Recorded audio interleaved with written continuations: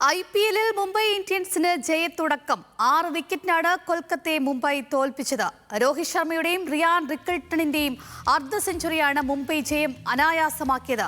13 വർഷങ്ങൾക്ക് ശേഷമാണ് മുംബൈ IPL-ലെ ആദ്യ മത്സരം വിജയിക്കുന്നത്. സ്പോർട്സ് ഡെസ്കിൽ നിന്ന് കിലാഫ് അഹമ്മദാണ് ചെയ്തത്. കിലാഫ്, അങ്ങനെ 13 വർഷത്തിനൊടുവിൽ ദൈവത്തിന്റെ പോരാളികൾ ജയിച്ചു തുടങ്ങിയല്ലേ? തീർച്ചയായും അഞ്ജലി സൂചിപ്പിച്ചതുപോലെ തന്നെ 13 വർഷങ്ങൾക്ക് ഒടുവിൽ ദൈവത്തിന്റെ പോരാളികൾ എന്നറിയപ്പെടുന്ന മുംബൈ ഇന്ത്യൻസിനെ ഒരു ആദ്യ മത്സരത്തിൽ തന്നെ IPL-ന്റെ ആദ്യ മത്സരത്തിൽ തന്നെ ജയിക്കാൻ സാധിച്ചു. ഏറ്റവും ഒടുവിൽ 2012-ലായിരുന്നു മുംബൈ ഇന്ത്യൻസ് ഈ ഒരു ആദ്യ മത്സരം IPL-ൽ വിജയിക്കുന്നത്.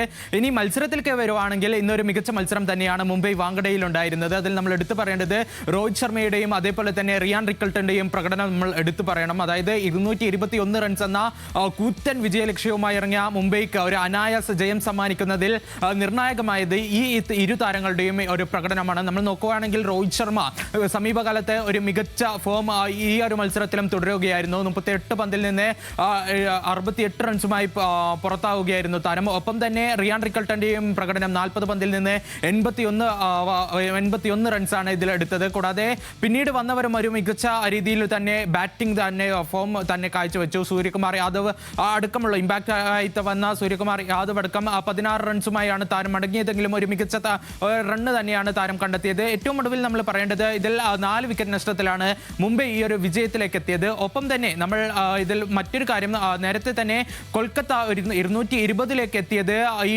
ഒരു ക്യാപ്റ്റൻ അജിങ്ക്യ രഹാന്റെ ഒരു മികച്ച പ്രകടനം, അതായത് 80 റൺസാണ് താരം അടിച്ചെടുത്തത്. കൂടാതെ അവസാന ഓവറുകളിൽ അങ്കരീഷ് രഘുവംശിയും ഒരു മികച്ച ഫോം തന്നെ അർദ്ധ സെഞ്ചുറി നേടി ഒരു മികച്ച സ്കോറിലേക്ക് എത്തിച്ചു. അതായത് മുംബൈയെ പോലുള്ള ടീമിനെതിരെ 220 റൺസ് എന്ന് പറയുന്നത് തന്നെ ഒരു വലിയ സ്കോറാണ്. ആ ഒരു സ്കോറിനെ പ്രതിരോധിക്കാൻ കൊൽക്കത്തയ്ക്ക് സാധിക്കാതെ ഒരു മികച്ച ഒരു ബോളിംഗ് നിര ഇല്ലാത്തത് കൊണ്ട് വേണമെങ്കിൽ നമ്മൾക്ക് ഇതിൽ വിശേഷിപ്പിക്കാം.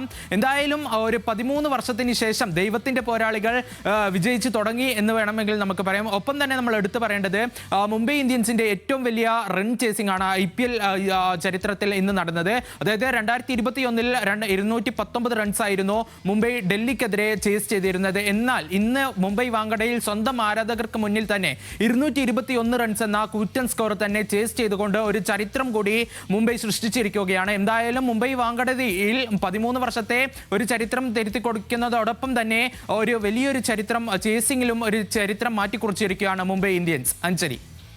ശരി, കിലാഫ് അഹമ്മദാണ് വിവരങ്ങൾ നൽകിയത്.